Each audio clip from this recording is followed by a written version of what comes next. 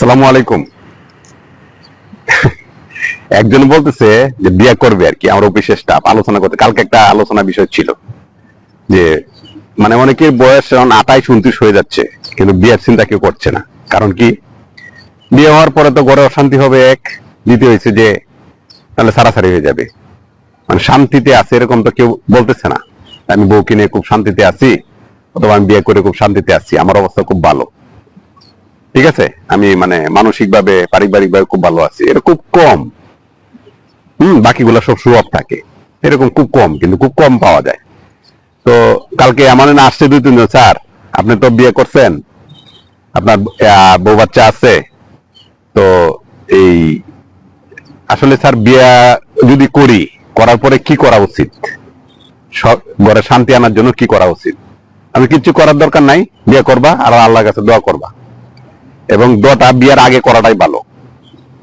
কারণ বিয়ে করে ফেলাইলে তো করে ফেলাইলা, হ্যাঁ, বা বউ চলে গেল অথবা বউ ছাড়ি দিলা, এটা কিন্তু একটা তোমার স্পট, এটা জীবনে কিন্তু এটা উঠবে না, ঠিক আছে, এটা এই দাগটা কখনো যাবে না।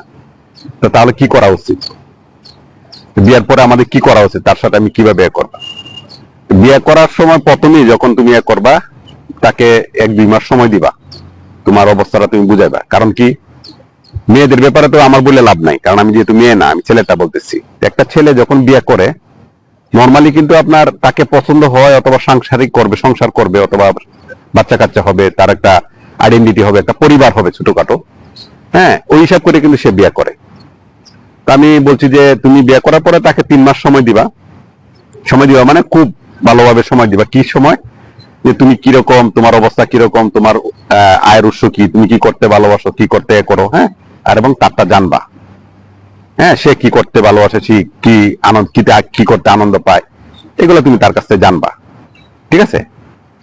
তো জানানোর পরে তুমি দেখবা 2-3 মাসের মধ্যে, তোমার 3 মাসের মধ্যে ঘোরাফেরা কম, মানে ঘরে সময় দিবা বেশি। আছে না যে আমরা হানিমুনে চলে যাই, এনে ব্যস্ত হয়ে যাই, শ্বশুর বাড়ি এই বাড়ি বেড়াইতে বেড়াইতে, কিন্তু নিজেরটা জানা হয় না, ঠিক আছে, নিজের সম্পর্কে জানা হয় না। ঘোরাঘুরি কম করবা, শ্বশুর বাড়িতে কম যাইবা, মানে হানিমুন টানিমুন এগুলা সারা জীবন থাকলে হানিমুন 200 বার করতে পারবা, সমস্যা নেই।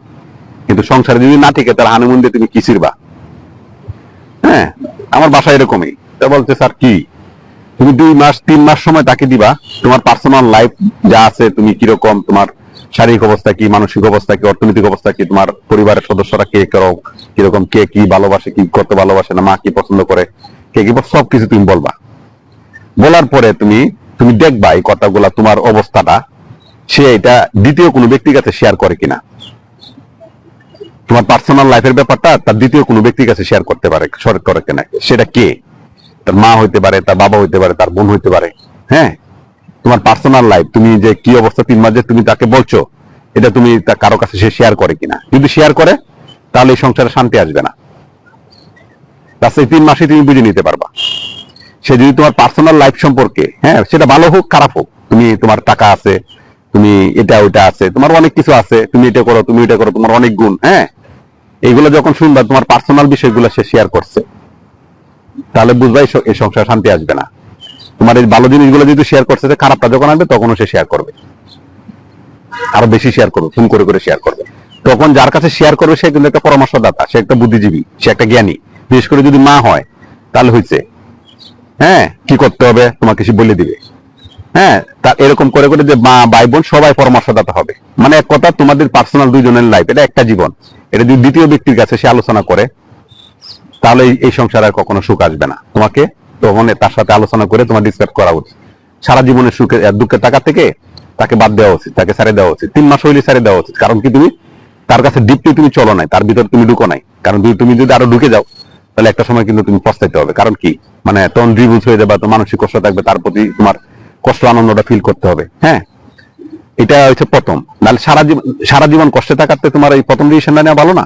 আর যদি মনে করো যে তুমি যা তোমার পার্সোনাল লাইফ, তোমার যে তোমাকে সে সময় দিচ্ছে, তোমার কোনো কিছু সে কারো কাছে শেয়ার করছে না, ভালো মন্দ কোনো কিছু না, তোমার ভালোটা যেহেতু শেয়ার করছে না, 3 মাস তো ভালোটাই থাকবে।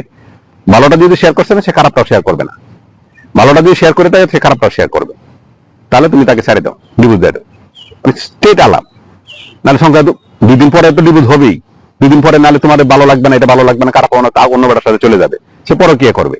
খালাতো ভাই, সাহাতো ভাই, ফুয়াতো ভাই, হ্যাঁ, সব সময় কিন্তু যেটাই করুক না কেন মেয়ের বাড়ির মানুষ সবসময় মেয়ের পক্ষ টানবে।